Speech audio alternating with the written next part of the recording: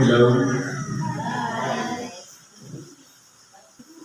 Sa pangalan po ng dakilang Panginoong Jesucristo, isang mapagpalang umaga po sa bawat isa sa atin. Ngayon po, nandito tayo sa halos kalagitnaan ng tinatawag na ayuno. Nag-umpisa tayo February 14. Meron na po tayo dito isang sitas, medyo mahaba ito. Ayon po sa Ebanghelyo ni Apostol Juan, sa Kapitulo 10, versikulo 7 hanggang 21, ang sabi, muli niya sinabi sa kanila ni Jesus, katotohanan, sinasabi ko sa inyo, ako ang pintuan ng mga tupa. Ang lahat ng nangakuna sa akin, nagsiparito, ay mga magnanakaw at mga tulisan, dapat hindi sila nilinig ng mga tupa. Dito po, isinasaysay ng ating dakilang Panginoon yung mga nauna sa Kanya.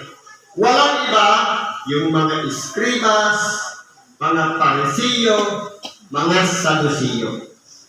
Lahat po sila'y tagapagpangaral ng salita ng Diyos. May tagapag-interpret, may tagapagpaliwanag, may tagapagtanggol ng mga kautusan. Ang problema po, yung pasanin na dapat sana kasama sila sa papasan, ang ginagawa, dumadaan lang sa kanila doon sa mga tao ipinagkakalo ang pagpapasan. Ibig sabihin, halimbawa, ako yung parisiyo. Ang lahat ng kautusan na aking nababasa, exempted ako. Kayo lang yung tagasunod, hindi ako kasali. Ganyan po ang mga parisiyo. Pero minsan po nangyayari din sa atin. Na pagka minsan tingin natin sa ating sarili, okay na tayo. Pero hindi pala dapat, kundi kailangan kasama tayo doon sa papasan o susunod sa mga reglamento o mga ipinapatupad na batas o mga alituntunin o patakaran ayon sa ating sinundan nung tanggapin natin si Kristo sa ating buhay.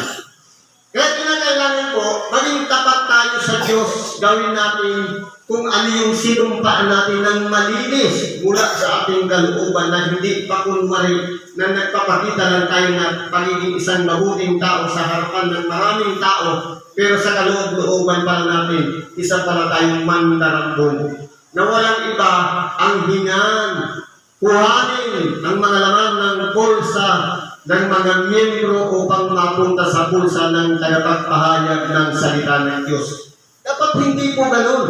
Kundi kinakailangan huwag natin gawin ang pagiging isang parisiyo. Kundi gawin natin ang sinabi dito ng ating dakilang Panginoon. Ano po? Ang sabi niya, ako ang pintuan. Ang sinumang taong pumasok sa akin ay siya'y maliligtas at papasok at lalabas at makasusumpong ng kastulan. Ibig sabihin, ang sino mang makakilala sa ating dakilang Panginoon, siya'y magpapakilala rin sa atin at masusumpungan natin ang kastulan sa makatuwid bagay, yung kapahingahan ng ating mga kaluluwa. Napagamat tayo'y araw-araw may dumarating na problema, pagkasunod ng isa, meron na naman kasunod. Sa pamamagitan ng pakikinig natin ng Ebanghelyo, parang napakagaan yung mga problema na yan sapagkat kasama natin siyang tinutulungan tayo para isolve yung problema na yun. Yun ang po yung pastulan. Kaya mapagkaminsan, kapag nandun ako sa tahanan, napakarami kong iniisip, ang dami kong problema, pati karamdaman, hindi mawala. Pero kapag nandun ka na nakikinig ng Ebanghelyo, para kang walang sakit. Parang walang problema, parang walang nangyari. Yan po yung tinatawag na pastulan na hinahanap-hanap ng ating mga sariling kaluluwa. Kaya kapag nakakarinig ng Ebanghelyo, nabubusog ang ating kaluluwa na lumalakas at nagtatagumpay tayo sa bawat araw ng ating buhay. Ano ba sabi dito? Hindi pumaparito ang magnanakaw, kundi upang magnakaw. At pumatay at bumuksa ako'y naparito upang sila'y magkaroon ng buhay at magkaroon ng kasaganaan nito. Kaya halimbawa niya, Hindi po pumarito ang magnanakaw para maggumawa ng mabuti. Dahil magnanakaw nga talaga sila para magnakaw lang talaga. Pero ang ating dakilang Panginoon, naparito siya para tayong lahat magkaroon ng pag-asa doon sa buhay. Kaya po, hindi po nakilala ng mga tao ang ating dakilang Panginoon. Nangaral siya ng kaharian ng Diyos. Hindi niya itinanyag ang kanyang sarili. Ipinakilala niya ng gusto ang kanyang Ama. Sa makatuwid, siya ay nagsasalita mula sa Ama at hindi mula sa kanyang sarili. Pero meron siyang kapangyarihan sa kanyang sarili. Sa kanyang sariling buhay. Sapagkat ang buhay ng Ama may sarili din. Ang buhay ng Anak, meron din siyang sariling buhay. Ibig sabihin, magkaiba ang Anak sa Ama. Kaya hindi po sila isa. Sila ay iisa sa layunin. Sila ay iisa sa kabutihan. Sila ay iisa sa kabanalan. Sa makatuwid, hindi po lumilihis ang ating dakilang Panginoon, kundi nagpasakop siya ng buo sa kanyang Ama. Naging tapat siya na kahit kamatayan niya ang magiging hangganan, hindi niya isinuko yun, kundi isinunod niya pa rin ang kalooban ng Ama. Kaya po, para masumpungan natin ang buhay at magkaroon tayo ng kasaganaan, hahanapin natin ito. Sabi dito, ako ang mabuting pastor. Ibinibigay ng mabuting pastor ang kanyang buhay dahil sa mga tupa. Ang nagpapaupa at hindi ang pastor ay hindi may-ari ng mga tupa ay nakikitang dumating ang lubo at pinababayaan ang mga tupa at tumatakas at inaagaw sila ng lubo at pinangangalat. Kaya kung aralin po natin, dito po makikilala natin ang halimbawa na ginawa ng ating dakilang Panginoon bilang mabuting pastor. Handa niyang ibigay ang kanyang buhay dahil sa mga tupa. Ibig sabihin, ang pastor may pagpapahalaga sa tupa. Kapag nagmula sa pastor na kanyang sasabihin, hindi na, inactive na yan, wala na tayong pangyalan sa kanya, hindi siya pastor. Ang pastor, hinahanap yung nawawala. Hindi ba may halimbawa, sa sanda ang tupa, nawala yung isa, hanapin mo yung isa, iwanan mo yung siyam na siyam, na hindi na sila kailangan pagpaguhin pa. Kundi yung nawawala, na naliligaw, nangangailangan ng pagtalinga para makabalik muli sa Quran. Yun po dapat ang mas mahalaga. Ibig sabihin, hindi po yung mga narito ang importante, kundi yung mga wala dito, hinahanap na saan kaya sila, anong ginagawa nila, bakit hindi sila nakapagsimba. Dapat ganun po, kung sino yung absent, pupuntahan. May kakilala nga ako niyan doon sa Likas Street, nung masigasig pa sa pagsamba at malago pa ang kanyang negosyo, bawat pag-uwi ng ministro, dinadaanan. Pero nung naubos na ang kanyang pag-aari, naging mahirap na, paupo-upo na lang doon sa palinang kalsada, hindi na siya nakilala ng ministro. Sino ba doon yung tapat? Yung tao na naghirap talaga o yung ministro o pastor na nagpakunwari na mas palakaibigan pala siya kapag may pera pa, kapag walang-wala na hindi nakilala. Sino doon yung mapagpaibaba? Kaya po, dito makikilala natin si Kristo bilang mabuting pastor. Handa niyang ibigay ang kanyang buhay alang-alang sa bawat isa sa atin. Isipin na lang natin, 2,000 taon na nakararaan ng ating dakilang Panginoon, ipinako sa krus. Pero yung kanyang pagpapako, hindi lang doon sa mga tao na kasama nung panahon, kundi kasama na rin tayo na hindi pa ipinanganak ngayon. Dinipahan na tayo ng ating dakilang Panginoon. Ang gagawin na lang natin, sampalatayanan natin yung kanyang ginawa. Na kaya siya, ibinigay niya ang kanyang sarili, pantubos ng pagkakasala at pagkatapos doon na natin masusumpungan ang itinakda ng Diyos sa makatuwid bagay, yung nakalaan sa bawat isa sa atin, ang buhay at ang kasaganaan nito. Masusumpungan natin po yan kay Kristo. Siya'y tumatakas sapagkat siya'y upahan at hindi pinagmamalaki sakit ang mga tuta. Totoo. Yung mga upahan, walang pakialam. Hindi niya binibilang kung may nawala ba yan, kung kumpleto ba yan. Ang mahalaga yung sarili lang niya. I-preach lang ng preach, ng gospel, nangangaral lang na nangangaral, hindi niya binibilang kung mayroong nawawala yan. Nakuha na pala ng kalaban, nakuha na ng lubo. Sa makatuwid bagay na palayo na o naligaw na. Yun po ang pinibigyan natin ng halaga. Kaya tayo hindi ba pumapansin natin ng isang taon, lahat ng mga kapatiran natin na hindi na nakakadako ng templo, iniikutan natin. Pagkatapos ng mahal araw, ulitin natin yun para ipakita natin doon sa mga kapatid natin na hindi na nakakadako ng templo na may halaga pa sila sa atin. Nanghina sila, nangangailangan sila ng pagkalinga para lumakas ang loob, para muling makabalik ng templo at magpatuloy ng paglilingkuran.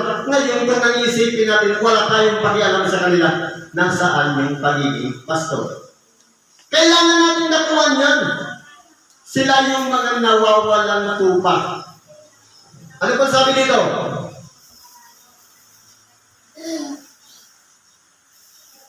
Ako ang mabuting pastor at nakikilala ko ang sariling akin at ang sariling akin ay nakikilala ko. O ito po.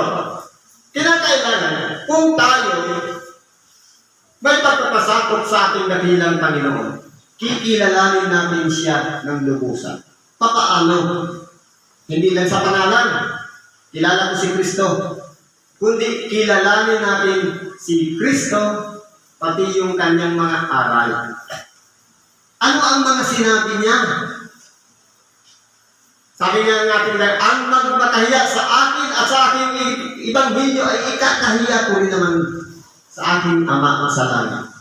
Kaya po, kilalanin natin si Kristo bilang ating dakilang Panginoon, bilang ating sinusundan. Kung ginagawa ang kanyang mga aral at kanyang mga pinakahalimbawa na ginawa dito sa ibabaw ng lupa. Connection po ang pinag-usapan dito. Kilalanin natin si Kristo at kikilalanin din tayo. Paano tayo kikilalanin? Papasukin natin siya dito sa ating puso. Bakit hindi natin mapapasok? Sapagkat baka may hindi pa tayo pinapatawad. Baka hindi pa natin inire-release yan. Kaya, kung ang nagahari din ang sarili natin, hindi tayo nakapagpatawad, walang buwang yan si Kristo.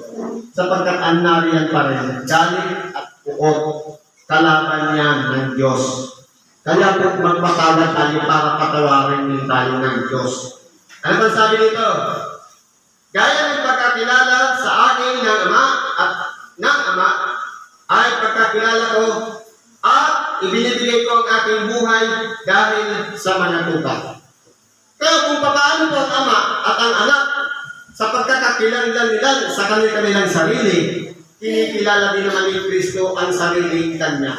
Kung tayo sa Kanya, kikilalanin niya tayo. Ang mahirap ang kilala lang natin siya, pero yung aral hindi kalakip, hindi rin tayo kikilalanin ni Kristo. Kaya kilalanin natin si Kristo, pati yung mga aral na sinabi niya. Magkasama po yan, magka-partner. Ano pa sabi nito? At mayroon itong atong ibang mga kupang ngayon sa pulong ito, sila kailangan din naman dalhin ko at sila at kanilang diringgin ang aking tinig. At sila magiging isang kawan at magkakaroon ng isang pastor. Dahil dito sinisinta ko ng Ama sapagkat ibinibigay ko ang aking buhay upang kunin kong muli. Sino man hindi nag-alis sa akin ito, kundi kusa kong ibinibigay. May kapangyarihan akong magbigay nito at may kapangyarihan akong kumuhang muli. Tinanggap ko ang Diyos na ito, ang utos na ito sa aking Ama. Kaya po, kung aralin natin, Ang ating dakilang Panginoon, may buhay siya sa kanyang sarili.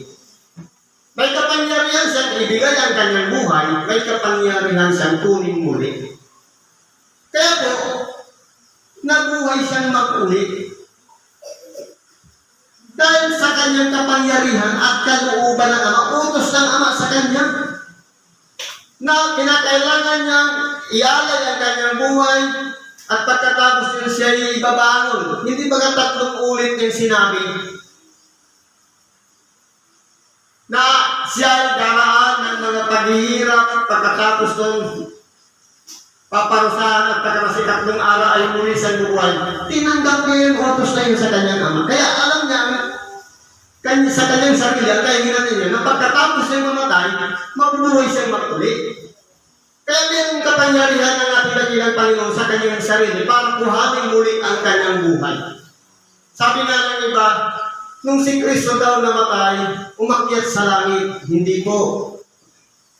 Sabi sa 1 Pedro, na iyan din ang kanyang iniyaon at nangaral sa mga espiritong nasa bilangguan. Ibig sabihin, nung namatay pala si Kristo, doon sa cross, nung siya'y nakabayubay, pumunta siya doon sa kalaliman. Bilang espiritu, yung kanyang katawan naman ay iwan nakapayubay sa cross. Pagkatapos inilibing. Pero 3 araw din yung 3 gabi din siya doon nangaral sa mga espiritong nasa bilangguan. At pagkatapos doon, nung bumalik muli siya bilang isang niluwalhating katawan. Ibig sabihin, may pinuntahan ng ating dakilang Panginoon at bumalik muli siya sa kanyang katawan bilang isang niluwalhating katawan. Yun po yung tatanggapin din natin. Kaya po, kung tayo po nananampalataya na ang ating dakilang Panginoon na buhay na mag-uli sa mga patay, yun din po ang tatanggapin natin. Kaya po, sabi nito, at muli, dahil dito'y sinisinta ko ng Ama sapagkat ibinibigay ko ang aking buhay upang kunin ko muli. Sino ba'y hindi nag-alay sa akin ito kundi kusa kong ibinibigay? May kapangyarihan akong magbigay nito at may kapangyarihan akong kumuha muli. Tinanggap ko ang utos na ito sa aking Ama. Kaya po, may sariling kalooban ng ating dakilang Panginoon. Nakadepende doon din sa kalooban ng Ama. Ibig sabihin, may sarili siyang buhay, may sariling buhay ang Ama. Pero yung kanyang sinusunod, yung kalooban ng Ama. Kaya po sila iisa, hindi po tumutulong ang ating dakilang Panginoon. Pero tayo, masaktan lang tayo. Minsan, hindi nga sinasadya, natangga lang tayo dyan, o kaya nasagi, nasiko, galit na tayo. Paano natin naging halimbawa ang ating dakilang Panginoon? Lahat ng gumawa sa Kanya, hagupit na niyan, hampas, palo, siko, sipa, at kung ano-anong dinanas ng ating dakilang Panginoon, sabi niya, ang magkasala laban sa anak ng tao ay patatawarin. Datapwat ang magsalita laban sa Espiritu Santo ay walang kapatawaran. Lahat ng mga yumurat sa pagkatao ng ating dakilang Panginoon ay kapatawaran yun. Pero yung tumutol sa kanyang aral, yun po ang walang kapatawaran. Lalo na ngayon, nung bumaba ng Espiritu Santo, wala tayong karapatan tumutol sapagkat yan ay Espiritu Santo. Pwede tayong parusahan yan. Hindi po tayo magtatamo ng kapatawaran yan. Ano nangyari? At sinabi ng marami sa kanila, mayroon siyang demonyo at siya'y naulol. Bakit iyo siya pinakikinggan? Sinasabi ng mga iba, hindi sa inalihan ng demonyo ang sabi nito. Maaari ba lang ang mga demonyo ay mga pagpalilat ng mga tata, ng mga bulan? Kaya kung titingnan po natin, napapahagi na rin yung mga tao. May iba na nagsasabi na siya'y inaalihan ng demonyo. At meron naman nagsasabi, makakapagpalilat ba ng bulan kung siya'y nasa demonyo? Kaya pati yung nakapaligid sa ating dakilang Panginoon, ang iba doon nagkakaroon na ng pagkakabahagi. Nagkakaiba-iba na sila ng unawa. Meron naman kinahabagan ng Diyos na sinabi, makakapagpalilat ba ng mga bulan? ang nasa ilalim ng kapangyarihan ng Diyos. Kaya po, kilalanin natin ang ating mga sarili kung tayo ba'y kinikilala natin si Kristo at yung kanyang Ebanghelyo at siya na may magpapakilala ng lubusan sa ating sarili. Lamang, paano siya makakapasok sa ating puso kung merong sagabay sa makatuwid bagay, yung lahat ng karumihan, kalipuan, na walang nagpaparumi sa ating puso. Kaya po, sikapin natin na maging malinis ang ating puso, maging karapat-dapat tayo sa Kanya para sa pamamagitan ng Espiritu Santo, tulungan tayo hindi na tayo makabalik sa dati nating pagkatao. Sapagkat siya na ang magiging gabay natin, ang konsensya na hindi na natin ginagawa sapagkat ito'y masama. Ito na yung paalaala sa atin. Siguro, dyan na lang muna ang naihihati natin pagpapaliwanag sa oras na ito. Ano man po ang ating mga kahilingan man, yan man ay tungkol sa karamdaman, mga problema, o mga paghihinagpis, inulong po natin lahat yan sa Diyos. Kumbaga, ipagkatiwala natin sa Kanya. Mahirap na, ipinagkatiwala natin, iniisip pa rin, paano po ba yung masusunod? Pag ipinagkatiwala natin sa Kanya, siya na ang gagawa ng paraan niya. Parang yan yung bahala ka na, ikanganay. Ang problema, inisip, paano kaya bukas sinabi mo na ng bahala? Gagawa na ng renili yung nanay niya.